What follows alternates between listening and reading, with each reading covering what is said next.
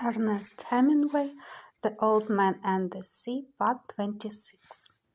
I cannot be too far out now, he thought. I hope no one has been too worried. There is only the boy to worry, of course, but I am sure he would have confidence. Many of the older fishermen will worry, many others too, he thought. I live in a good town. He could not talk to the fish anymore because the fish had been ruined too badly. Then something came into his head. "Half fish," he said. "Fish that you were. I'm sorry that I went too far out. I ruined us both, but we have killed many sharks, and you and I, and ruined many others. How many did you ever kill, old fish?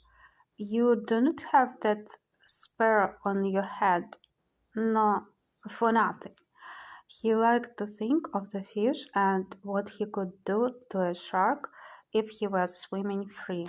"I should have chopped the bill off to fight them with," he thought, but there was no hatchet and then there was no knife.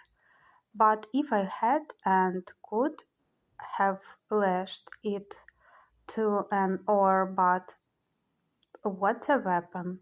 Then we might have fought them together. What will you do now if they come in the night? What can you do? "Fight them," he said. "I'll fight them until I die. But in the dark now, and no glow showing, and no lights, and only the wind and the steady pull of the sail, he felt that perhaps he was already dead. He put his two hands together and felt the palms. They were not dead, and he could bring the pain of life by simply opening and closing them. He leaned his back against the stern and knew he was not dead. His shoulders told him. "I have all those prayers I promised if I caught the fish," he thought, "but I am too tired to say them now. I better get the sack and put it over my shoulders." He lay in the stern and stared and watched for the glow to come in the sky. "I have half of him," he thought. "Maybe I'll have the luck to bring the forward half in." "I should have some luck." "No," he said, "you violated your luck when you went too far outside." "Don't be silly," he said aloud, "and keep awake and stir. You may have much luck yet." "I'd like to buy some if there's any place they sell it," he said. "What could I buy it with?" he asked himself. "Could I buy it with a lost harpoon and a broken knife and two bad hands?" "You might," he said. "You tried to buy it with 84 days at sea. They nearly sold it to you too." "I must not think nonsense," he thought.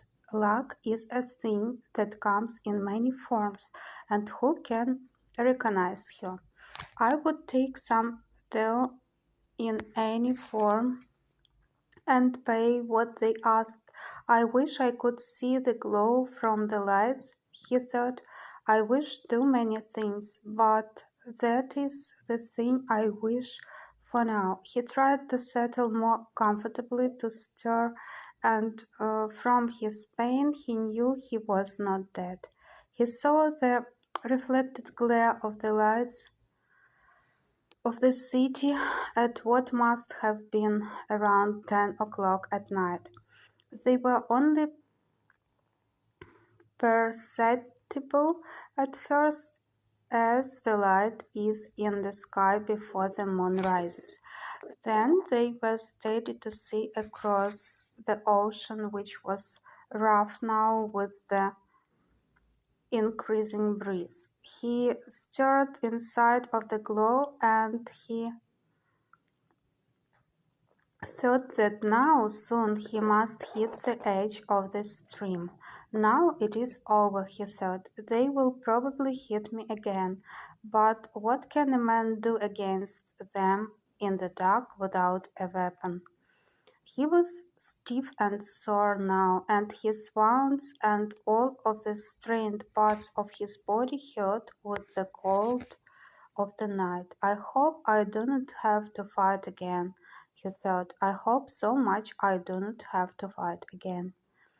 But by midnight he fought, and this time he knew the fight was useless.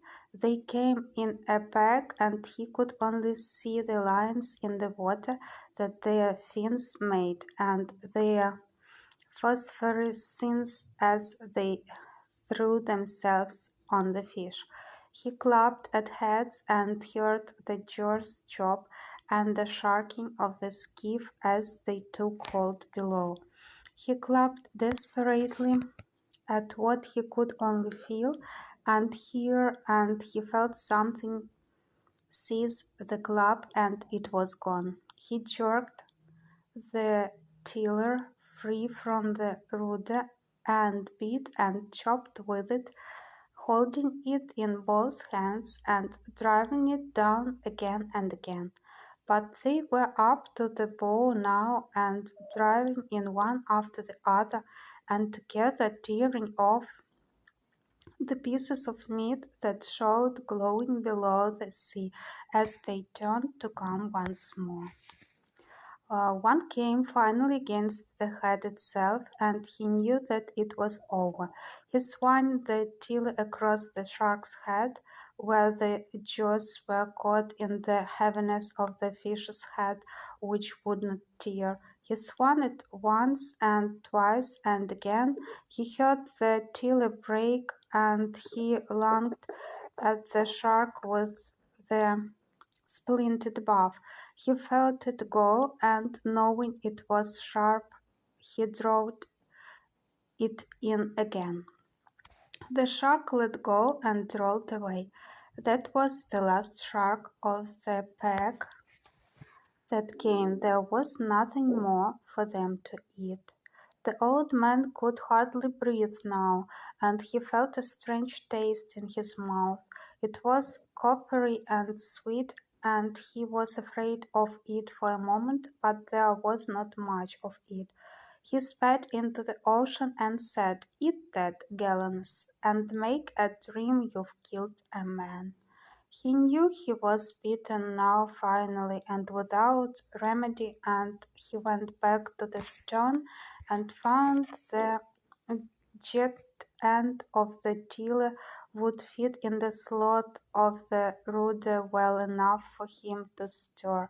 He settled the sack around his shoulders and put the skiff on her course. He sailed lightly now, and he had no thoughts nor any feelings of any kind. He was past everything now, and he sailed the skiff to make his home port as well and as intelligently as he could. In the night, sharks hit the carcass as somehow might pick up crumbs from the table. The old man paid attention to them and didn't pay any attention to anything except Sterling. He only noticed how lightly and bow well the skiff sailed now. There was no great weight beside her.